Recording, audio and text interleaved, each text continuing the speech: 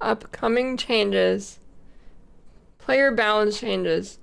Now that we have a lot of nerfs out of the way, we can concentrate on buffing things that are not performing well. If you missed it yesterday in the interview between Jonathan, Mark, and Ziz, they said last league they did a lot of nerfs, right? And then this league they said you can expect them to do buffs instead, which means we'll probably get more changes mid-league because they really didn't want to nerf people continuously over and over and over again, which, I mean, makes sense to me. I know the player base is pretty split on this, whether they should do crazy changes mid-patch. Personally, I lean towards the give it time and probably wait the 3 months. At least wait like a month. Honestly, the first patch, I think they made nerfs way too fast. They ended up nerfing things that weren't even that good. So I'm on the side of waiting just for the fact to see how things play out, because some things might actually not be relatively that powerful as we think once more things are discovered. So other things should be on the chopping block first, and making like a bunch of players quit because their build stops functioning is probably not very good for business wise or for getting people to try more things. So getting into it, sorcerer's specific changes. Arc now does a lightning explosion when it hits a shocked enemy but can no longer shock. It does not consume the shock. Do I have a really big like chunk of phlegm? Hold on.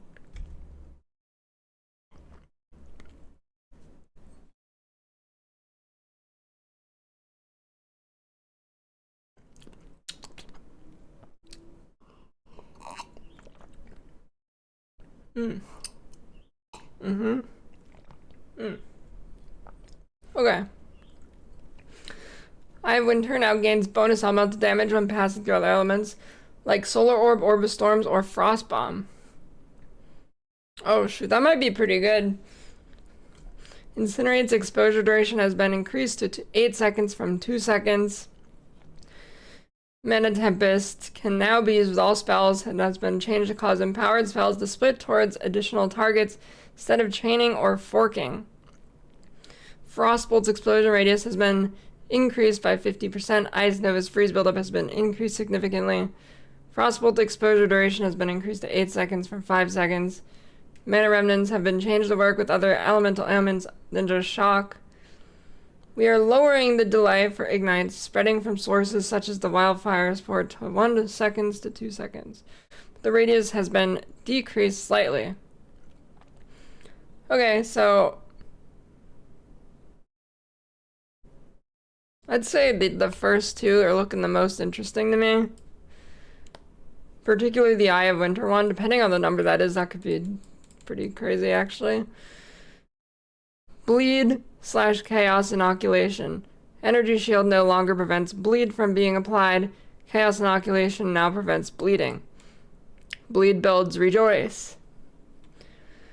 The passive clusters that grant you additional stun threshold based on your maximum energy shield now also increase your ailment threshold, so you no longer be ignited, chill, frozen, shocked as often while using CI if you take these passives.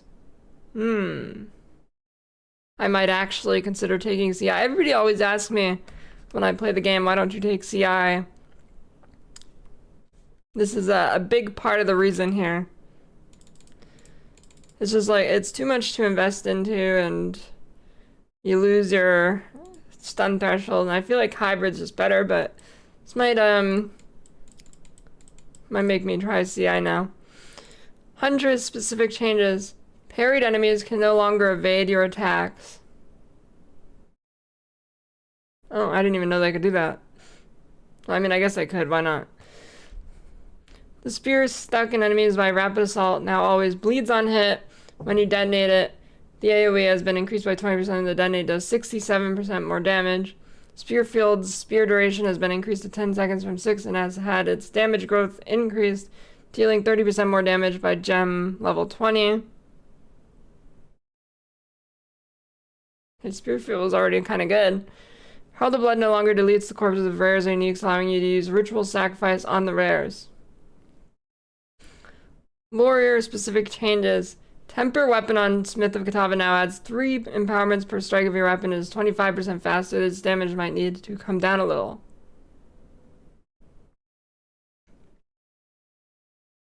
I think that's still gonna be too long to realistically use anywhere except at like the start of a boss.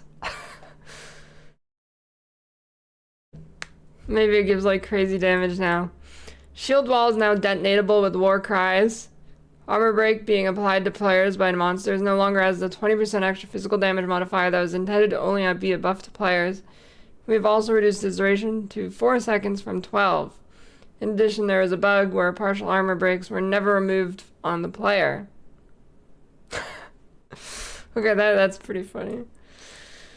Poor armor dude. Ranger specific changes.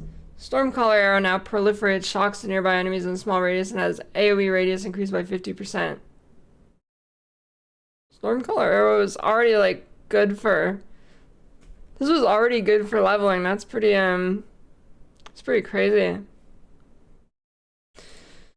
Lightning rod damage has been increased by 30% and their duration has increased to 20 seconds. Lightning arrow has had the radius at which it arcs to targets increased by 50%.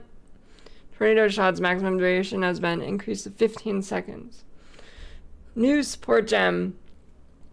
We've added a new support gem called Inhibitor that prevents charges from being consumed but increases the damage of the supported skill by 4% for each type of charge you have. I mean, it's not only 12% damage. Update, we've since found that the implementation for the increased damage per type of charge should not be feasible in the time frame that we want this support gem to be released. And the core design of the support is an important tool to get in the hands of players. So we will be releasing it without that stat present. Okay. Delirium changes. Delirium encounters now lost 2.5 times longer. Crafting. We've added several Artificer's Orbs to fixed locations throughout the campaign, allowing you to craft with them more often. Wow, they really did. A lot of this stuff is like directly from the interview. Like both of these. That was fast. They said they were going to do it that day, and he wasn't joking. We've also added runes for attributes, allowing you to fix early game requirement issues. Nice, nice. We are also updating all runes to apply to wands and staves.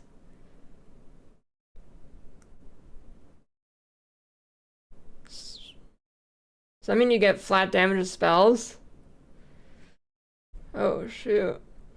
This work will require adding specific mods for these items. We are unsure if soul cores and talismans will be able to be added at the same time, but it is our intention to make this change. Okay, spell leveling. Rejoice. Finding rares in endgame. During endgame, a common issue is missing a rare in the corner of the map that you didn't have in Explorer. In order to mitigate this issue, we have changed rares to show up on the minimap at all times. Cool, cool. Perfect. Well, not perfect, but honestly, I think this is good enough for me. I think that is good enough. Matlin Waterways. We've made a change to Matlin Waterways to merge some of the sections of water together, reducing the average number of levers that you will encounter while playing it by 6 levers. Okay, I want to say that's like half of it. Should feel better. Monster speed. One of the issues that is often reported is getting swarmed by monsters. We're currently doing a pass to investigate this issue and can probably talk about specific changes tomorrow. Changes are likely to be targeted at specific monsters that are too difficult, especially in zones that have a lot of fast monsters. Now, I know a lot of people don't like the fast monsters, but I don't think it's a bad thing if some of them are like faster than the player. I don't think it's a bad thing that you get swarmed. In fact, I think it's kind of a core part of the game where they want the monsters to not just be loot bags. Like in PoE1, pretty much every monster is a loot bag, right? I think they're trying to avoid that. I know a lot of people want that, but you can play like literally any ARPG, any other ARPG for that, so I don't really mind if some of them are faster. A note about the ritual exploit. Recently there is an exploit evolved reducing the deferral cost of ritual items in combination with using a unique tablet that allows for unlimited rerolls. This occurred during the middle of the night, and unfortunately, due to an internal miscommunication, we didn't fix the exploit until around 8 hours later. We have banned 301 accounts that were clearly exploiting this. They will remain banned until the end of the current league. Thankfully, the economic impact outside the banned accounts is relatively small. And that is all the changes that we have finished today. The changes of this post will be deployed over the next few days. We should have more to report tomorrow. I feel like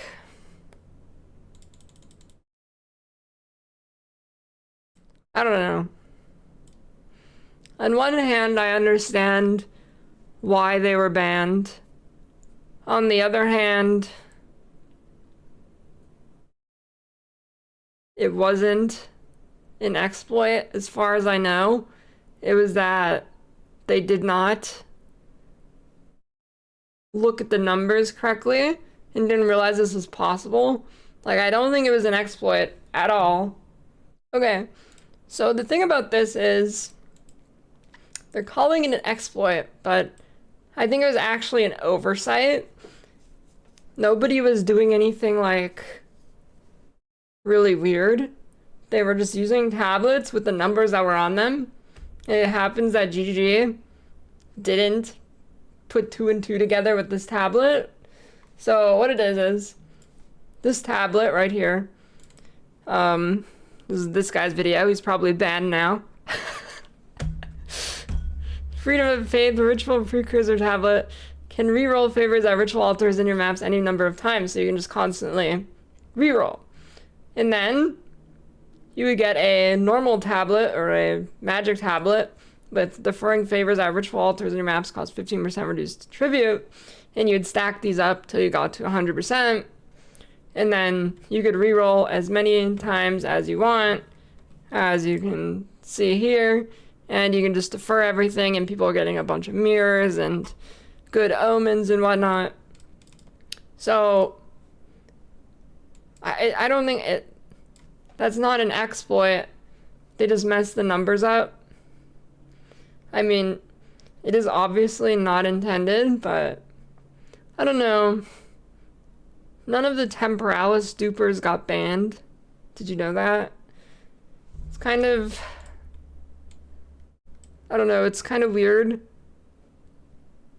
that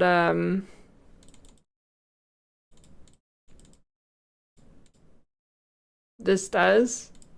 I mean, I guess it might have been harder to track the Temporalis or something, but I don't know. I mean, I feel like they'd be able to see somebody listing 50 Temporalises all of a sudden when they didn't buy them from anyone. I don't know. It's kind of weird. They've always been kind of weird about banning people for things in game that are clearly like an exploit, but or not an exploit. Not an exploit in this case, but something in the game that's like borderline intended, because if you're just playing the game, there's no bug here. It's just the numbers were wrong as far as I know. So yeah, I don't know. Seems like the economy isn't ruined though from yesterday, even before they were banned and removed anything. It seemed fine still. There was no crazy inflation or anything, so oh well. Rip those 301. I think Cute Dog's in there, by the way.